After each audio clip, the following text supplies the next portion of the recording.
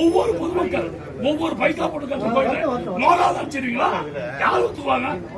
இல்ல கவர்மெண்ட் 50 லட்சம் எவ்வளவு அன்னதானம் போடுறோம், எவ்வளவு இது பண்றோம், ஒரு நியூஸ் ஒரு பேப்பர்ல வராது. இல்லைன்னா இந்த வரவங்க செல்லு வச்சிருக்கிறவங்க யூடியூபர் ரிப்போர்ட் இந்த தப்பு பண்ணிருக்கோம். சொல்லுங்க பொதுமக்கள்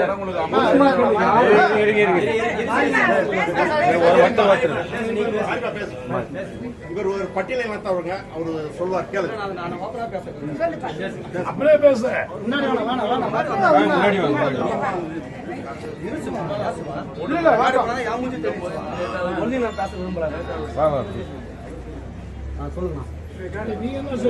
நாங்க என்ன சொல்ல வரோம்னா, நான் வந்து ஒரு ஆதிவாத பழைய சமுதாயத்தை சேர்ந்தவங்க. நாங்க வந்து எங்க கோயில் திருவிழா இந்த செவ்வாய்க்கிழமை இப்ப நடக்க போகும். ஒவ்வொரு திருவிழா பேர் நாங்க இங்கதான் வந்து சக்திகரகம் அக்னிகரம் ஜோடிக்கிறது இங்கதான் கோயிலா ஜோடிக்கிறோம். கோயில மூலஸ்தானத்தை தவிர மற்ற எல்லா இடமும் சுத்தி வரும். கோயில் இருக்குது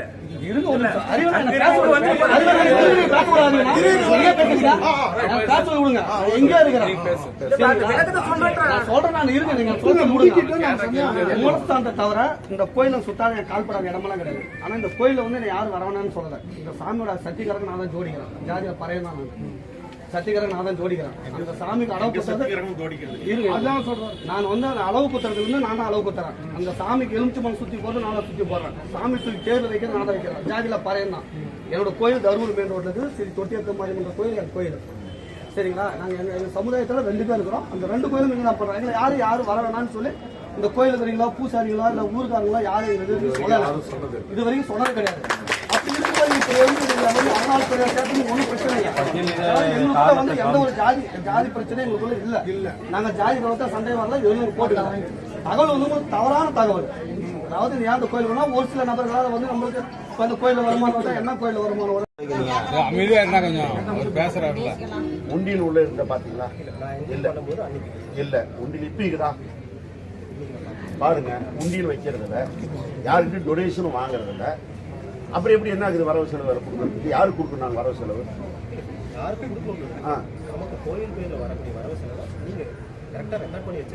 நீங்க இதுக்கு நீங்க அறங்காவல் குழு தலைவர் நியமிக்கலாம் முடியாது.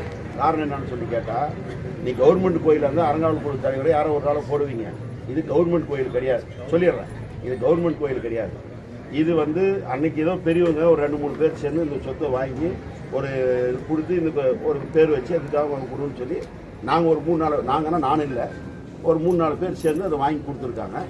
இதில் இந்த விழா நடத்துகிறப்ப பார்த்தீங்கன்னா யாருக்கிட்டையும் போய் டொனேஷன் கொடுக்கணும், விழாவை காசு கேட்கறதில்ல.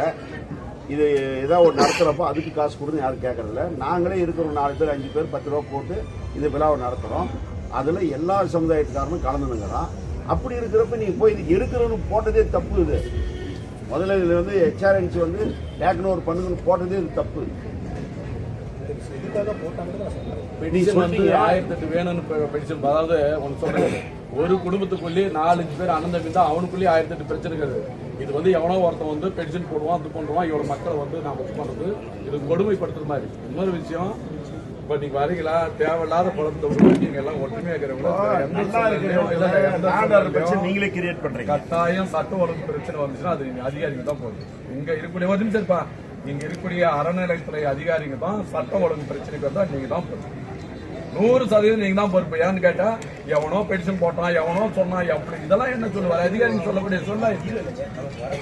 பெட்டிஷன் என்னங்க பெட்டிஷன்? முதல்ல நீங்க அதை அனலைஸ் பண்ணுங்க. பெட்டிஷன் போடுவோம் யாரு உண்மைத்தன்மை, முதல்ல பெட்டிஷன் தான் ஒண்ணு. உண்மைத்தன்மை என்ன பெட்டிஷன் போடுவோம் யாரு அவர் கேள்வி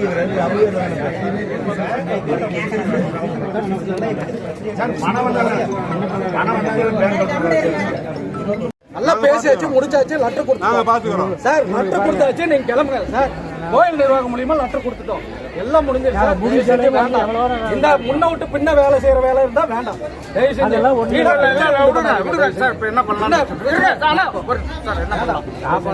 நாங்க சாப்பாடு போறோம் சார். சார் ஆகிட்டு சார், பேச்சு முடிச்சாச்சா? நாம சால்வ் பண்ணிட்டோம். நீங்க கிளம்புங்க, நாங்க பாத்துட்டு நாங்க இங்க இல்ல அப்படின்னா நீங்க இருப்பீங்கன்னா நாங்க இருப்போம். நீங்க எங்களை அடிச்சு சாவடிச்சாலும் சரி, நாங்க ரெடி. தப்பெல்லாம் பேசலாம் இல்ல, தப்பா பேச பிரச்சனை முடிஞ்சது, பிரச்சனை ஆயிடுச்சு, லெட்டர் கொடுத்துட்டோம். இப்போ வேற என்ன எங்களை பண்ணலாம்?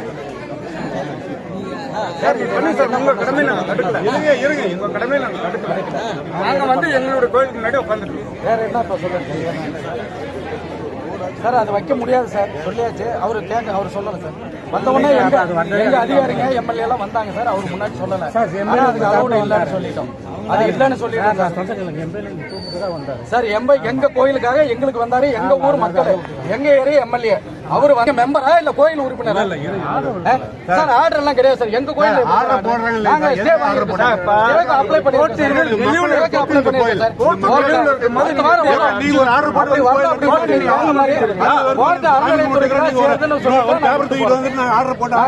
சார். ஆயிடுச்சுங்களா? நாங்க கோர்ட்ல நம்பர் வாங்கி வச்சிருக்கோம். ஒரு நிமிஷம்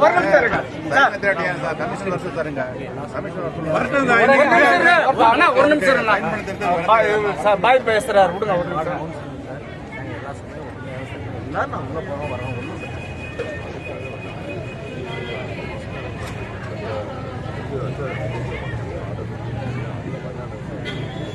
கோர்ட்ல வந்து ஸ்கேன் பண்ணி ஆர்டர் வாங்கினா சார். நேற்று வந்து சார் உண்மையை சொல்றேன் சார். நேற்று சார் கேட்கும்போது நான் சொன்னோம். ஆயிடுச்சுங்களா? எம்எல்ஏ வந்து எம்எல்ஏவும் எங்கள் ஊர் நகர செயலாளரும் மாவட்ட செயலாளரும் வந்து அதுக்கு அனுமதி இல்லை அப்படின்ட்டு போயிட்டாங்க சார். சொன்னார், நீங்கள் இல்லை, நீங்கள் உள்ள இங்கே இருந்தீங்க சொல்லிட்டு போயிட்டாரு. அதனால் இவர் வந்து நீங்கள் விசாரணை பண்ணிட்டீங்க, நீங்கள் விசாரிக்கிறதுக்கு இது எங்கள் கோயிலில் வந்து விசாரிக்கிறதுக்கு கணக்கு வழக்கு கேட்கறதுக்கு உங்களுக்கு ரைட்ஸ் இல்லை சொன்னாரா இல்லைன்னு கேட்குறேன். அப்படியெல்லாம் ஊமுன்ட்டு இப்போ வந்து பேனர் வைக்கிறேன்னு சொன்னாக்கா யார் சரி ஓட்டுவாங்க? எங்களுக்கு எங்கள் ஏரியா நாங்களாம் ஓட்டு போட்டு அந்த எம்எல்ஏவை தேர்ந்தெடுத்துருக்கிறோம். ஆச்சுங்களா? கோர்ட் ஆர்டர் வாங்கிட்டு நீங்க கோர்ட் ஆர்டர் வாங்கிட்டு நாங்க கோர்ட் ஆர்டர் வாங்கிட்டு வரோம். ஆணையத்துக்கெல்லாம் நாங்க கட்டுப்பட மாட்டோம். அது உங்க ஆணையத்துக்கு எங்க கோயிலுக்கு சம்பந்தம் இல்லை. உங்க ஆணையத்துக்கு ₹1 உங்க ஆணையத்துல இருந்து கொடுத்தாங்கன்னு ரசீது எடுத்துருவாங்க. ஆச்சுங்களா? உங்க ஆணையத்துக்கு கட்டுப்படுறோம். அதே மாதிரி நீங்க ஹைகோர்ட்ல போட்டோ எந்த கோர்ட்ல போட்டோ ஆர்டர் எடுத்துருவாங்க. நாங்க கோர்ட்ல எந்த நோக்கமும் இல்லாம உங்க ஆணையத்துக்கு கட்டுப்பட மாட்டோம். ஆச்சுங்களா? உங்க கோர்ட் ஆர்டர் வாங்கிட்டு வாங்க. கோர்ட் விசாரணையில கோயில் உங்க ஆணையத்துக்கு கட்டுப்பட்டு வந்தாக்கா சரி, இல்லைன்னா நாங்க பண்ணிக்கிறோம். ஏன்னா அதே மாதிரி உங்க ஆணையம் எங்களுக்கு ₹100 கொடுத்துருந்தா சொல்லுங்க. ₹100 கொடுத்துங்க. நாங்க மக்கள், பொதுமக்கள். நான் ₹100 கொடுத்துருக்கேன், நான் ₹1000 கொடுத்துருக்கேன். நான் பேசுறேன் கோயிலுக்காக பண்ண மாட்டேன். உரிமை உங்களுக்கு என்ன உரிமை இருக்கு? உங்களுக்கு என்ன உரிமை இருக்கு?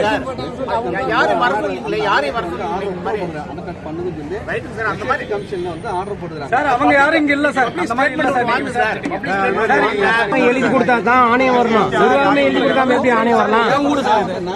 ஏன் உங்க எங்க ஊர்ல ஒரு நிர்வாகம் எழுதி கொடுக்கணும்னா எல்லாம் வாங்கி வச்சிருக்கோம். ஒரு நிர்வாகம் எடுக்கிறதுக்கு என்ன ஆணையத்துக்கு என்ன அதிகாரம்?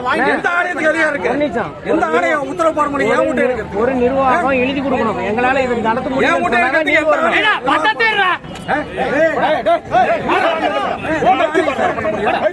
அதே மாதிரி உங்க வீட்டு எடுக்கிறதுக்கு ஆணையம் போட்டா விட்டுருவீங்களா? உங்க வீட்டுக்கு வந்து ஆணையம் எடுத்தா விட்டுருவீங்களா? இது எங்க வீடு. நான் பணம் செலவு பண்ணிருக்கேன். நீங்க பண்ணிருக்கீங்களா ஆணையம்?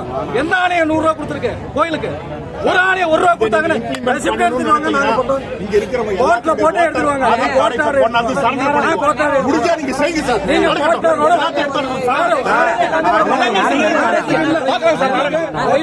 என்ன முடிதோ பண்ணுங்க.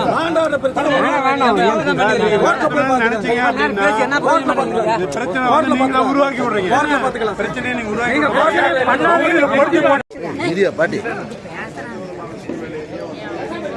எந்த விதமான சமுதாய பிரச்சனை இல்லைன்றது எல்லாரும் விசாரிச்சுட்டாங்க. இருக்கிறவங்க எல்லாரும் ஒரே சமுதாயம், எல்லா சமுதாயம் தான் இருக்கு. அதனால எந்த விதமான பிரச்சனை, யாரோ ஒருத்தர் தவறான தகவல், ஒரு பொய்யான அவங்களுக்கு ஏதோ ஒரு காரியம் ஆக வேண்டியிருக்கும், அது ஆகாதனால பென்ஷன் போட்டுருக்காங்க. இதனால எந்த நடவடிக்கை இருக்காது. இந்த கோயில் எப்பயும் போல நீங்க சாமி கும்பிட்டு உங்களுக்கு எந்த விதமான பாதிப்பு இருக்காது. அதிகாரிகிட்ட பேசுங்க.